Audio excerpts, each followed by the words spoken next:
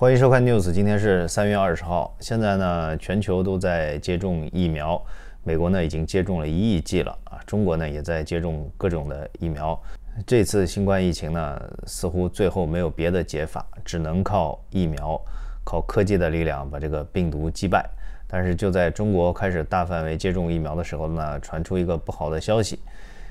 西安市第8医院啊，它是省市2级新冠肺炎的定点收治医院。然后他这个医院有一个检验师刘某，他是该院隔离病区检验科的一名检验师。从3月4号开始，他就一直在这个隔离区工作，主要负责隔离区内病患的核酸采集、实验室检验。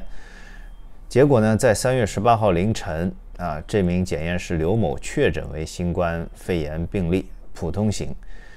那么据后来陕西省联合专家组研判呢，他是在隔离区意外暴露造成的偶发感染。当然，更不好的消息是，在3月19号下午呢，西安市第8医院检验科人员证实，就是刘医生早已经完成了新冠疫苗2剂的接种。那个医务科的人说，我们检验科室的工作人员能接种新冠疫苗的已经全部接种了，除了不符合接种条件的，基本都已经接种了。在1月底2月初的时候呢，刘医生就已经接种完2针新冠疫苗，但是为什么还是会感染，大家也不清楚。然后该医院就对同一隔离封闭病区的33名工作人员全部进行核酸检测那33人都是阴性。目前他们也都在进行医学隔离观察。然后对这个事儿呢，就外界议论纷纷中国疾病预防控制中心前首席科学家曾光就说呢，新冠疫苗保护率并非是100%，接种疫苗以后呢是比较安全，而不是绝对安全。国产疫苗在国内外接种数千万人次，安全性和有效性得到了充分证实，大家不必对这疑虑而对国产疫苗产生怀疑。还说，比如接种乙肝疫苗以后，正常人群中有5%到10%不产生抗体。乙肝疫苗的保护率是90%到95%，对少部分人也可能没有保护力。那么这个疫苗保护力呢，是疫苗上市的一个条件，当然是越高越好。但世卫组织提出呢，也就是50%的标准，也就是尽量想让这个疫苗呢为更多人所用，哪怕它的效率达不到那么高。然后中国的疾控中心又说呢，中国的新冠疫苗有效率都超过了50%，比如科兴疫苗是50.65%我现在是高度怀疑这个科兴疫苗实际有效率是达不到50%，硬凑的。然后有国药生物集团的灭活疫苗是79%达到了它的最低目标。还有另外几个疫苗大概也有效率也不会超过这个国药的疫苗。那么反观美国 Moderna 或者是辉瑞公司的疫苗有效率大概是在70%到95%之间。其实在今年1月份，在希腊塞萨罗尼基一家医院有2名医生也在接种疫苗后几天呢，新冠检测是阳性，这是希腊首次出现接种以后还是阳性的。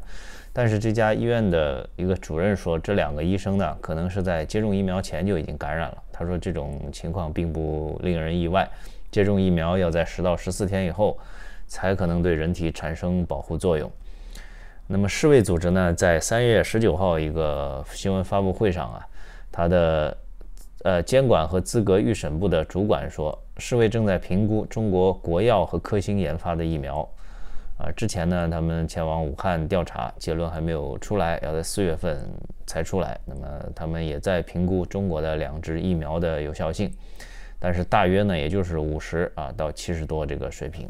所以呢，我们希望这次疫苗失效事件呢，确实如中国官方所说是一个个别事件我们希望如此，我们不希望是一批疫苗失效或者有什么内在机制的重大缺陷。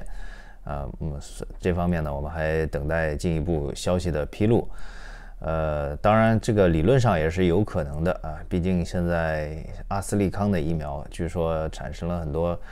并发症或者副作用过强，比如说跟什么血栓融合产生问题欧洲几个国家已经暂停注射阿斯利康的疫苗了。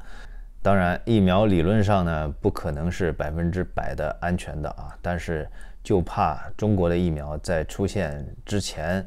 那种因为种种环节的重大的失误出现了整批失效，甚至产生毒疫苗的这种现象。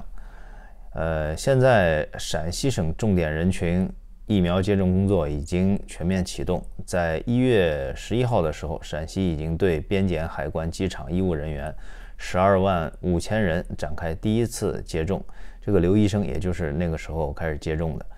截止到3月14号，中国一共接种新冠疫苗6500万人次。这个中国这个接种疫苗的人数好像还是没有美国的多美国现在已经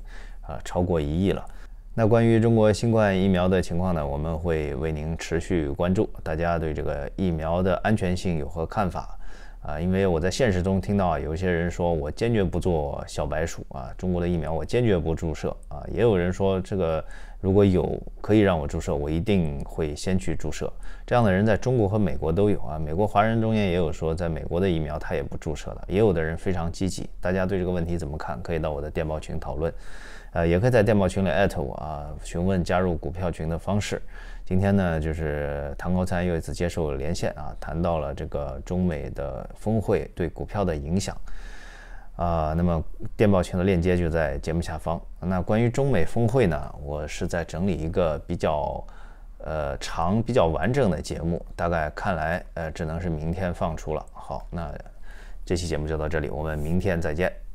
如果您喜欢我们的节目，可以 PayPal、微信或比特币打赏，也可以加编辑微信。如果您对本期节目有何看法，也欢迎到我的电报群和个人频道审时度势讨论，链接在节目下方。审时度势频道会有一些独家的感想，回复观众留言和一些旅行 Vlog 节目，欢迎大家订阅。